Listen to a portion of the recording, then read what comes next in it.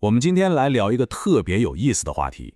你有沒有發現，好像在過去的幾十年裡，世界上那些富裕國家的人們，好像正在慢慢的遠離宗教，但在其他地方呢，信仰又好像一直都特別堅定。這背後到底是怎麼一回事呢？最近有一份特別厲害的研究，跨越了整整1個世紀，就給我們揭示了這種全球信仰大分流背後的秘密。今天咱们就跟着數據來看看這個故事到底是怎麼講的。這就是這個研究最核心的發現，研究人員管它叫全球信仰大分流。說白了就是二戰結束以後，全世界在信仰这些事兒上好像就分成了2個隊伍，走了2條完全不一樣的路。你看，在一邊，也就是那些富裕國家，去教堂的人是越來越少了，但是在另一邊，發展中國家，這個比例卻穩定的驚人。一邊在降溫，一邊卻幾乎是恆溫。那就這很有意思了，為什麼呢？到底是什麼樣的力量，在過去的這70、80年裡，把全球的信仰版圖就這麼悄悄地給分成了2半呢？想要解開這個謎團，咱們就必須得回到過去看一看。但問題來了，我們平時看到的那些社會調查，很多都是80年代才開始的，時間跨度根本不夠。所以啊，這幫研究人員就想出了一個特別聰明的主意，他們用數據給自己造了一台時間機器。這台時間機器的發動機叫回顧性數據。這個詞兒聽起來有點專業，但原理其實很簡單，就是說，既然我們現在沒法真的回到過去去做調查，那乾脆就請現在的人們來回憶過去。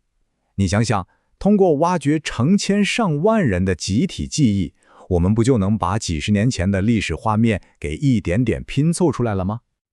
這個方法具體是怎麼操作的呢？其實很簡單，研究人員去找一位80歲的老人家，問他小時候，也就是1930年代的情況，這一下不就有了那時候的數據了嗎？然後再去找一位50歲的中年人，問他小時候的事兒，這1960年代的數據又到手了。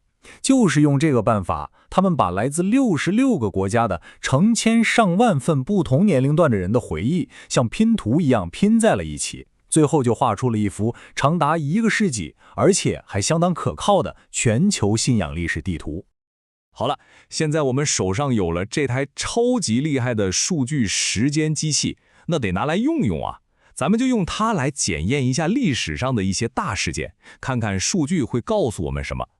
第一個要測試的就是天主教會歷史上一次影響特別深遠的改革。我先給大家簡單說一下背景啊。在1960年代初，天主教會搞了一個叫梵蒂岡第2屆大公會議，簡稱梵二會議。這場會議的目的就是想讓教會變得更現代化、更接地氣。比如說，以前做彌撒必須用拉丁語，很多人根本聽不懂。改革之後呢，就可以用各地的方言了。你想想，這在當時絕對算得上是一個顛覆性的改變。那問題就來了，這麼一場現代化的改革，到底是好事還是壞事呢？它到底是讓教會變得更受歡迎，吸引了更多人來信教，還是反而動搖了教會的傳統權威，讓信徒給流失了呢？以前大家各說各有理，現在數據一出來，答案簡直是一目了然。你看，在梵二會議之前的幾十年裡，天主教國家的宗教參與度一直都非常穩定，基本上是一條平線。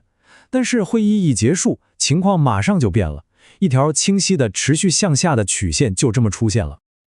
這個影響到底有多大呢？研究算了一下，梵二會議之後，跟其他國家一比，天主教國家的宗教參與度，平均每過10年就要額外再下降4個百分點，這可不是個小數目。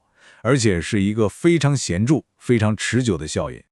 好，咱們再來看第2個案例。如果說梵二會議是宗教內部自己的一場變革，那麼另一場巨大的衝擊就是來自外部的政治事件了，那就是上個世紀90年代初的東歐劇變。按理說，我們很容易就會這麼想，在那些曾經壓制宗教活動的地方，現在限制一下子解除了，那人們的信仰是不是應該像個被壓了很久的彈簧一樣，噌的一下來一次巨大的報復性的反彈和復興呢？但是啊，數據告訴我們的故事跟我們想象的還真不太一樣。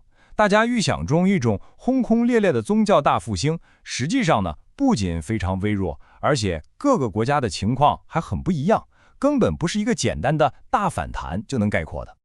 那這個複雜的現實到底是什麼樣的呢？咱們來看幾個細節啊。首先，成年人的參與度呢，在90年代確實有過那麼一小段回升，但沒過多久又掉頭向下了。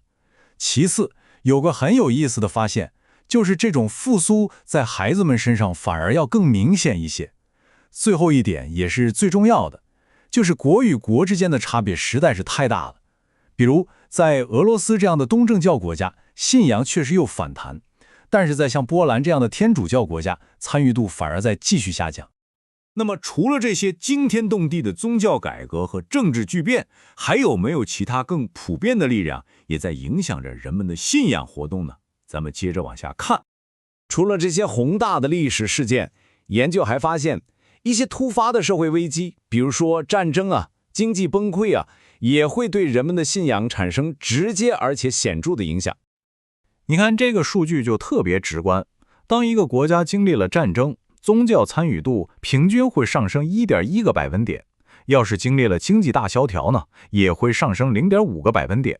這似乎就印證了咱們常說的那句話，亂世信神佛，人一遇到難事兒就想找個精神寄託。反過來看呢，當共產主義制度建立起來之後，這個參與度就跟 1.8 個百分點的下降有關。好了，跟着数据穿越了快100年，看了这麼多案例，咱們是時候停下來總結一下了。這項研究啊，到底給我們看待歷史和信仰這件事提供了一個怎樣全新的視角呢？咱們來快速回顧一下這次探索最重要的幾個發現。第一，我們的世界確實正在經歷一場信仰大分流。第二，通過回顧性數據這個聰明的方法，我們能以前所未有的清晰度回頭去看歷史。第三，我們看到范二會議的模代化改革可能無意之中開啟了天主教參與度的長期下滑。第四，東歐劇變之後，所謂的宗教大復興其實遠比我們想象的要複雜得多。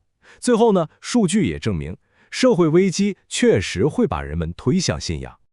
論文的作者最後提出了一個特別發人深省的觀點，他們說，我們的這些研究結果或許可以解釋為什麼今天很多宗教機構在推動教義模代化改革這件事情上會那麼猶豫不決。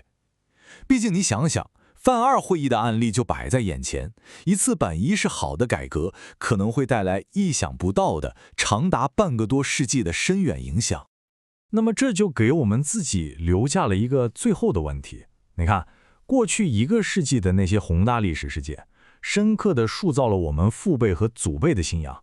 那麼此時此刻，在我們正經歷的這個時代，又有哪些我們自己可能都還沒察覺到的力量，正在悄悄地塑造了我們這一代人的信念呢？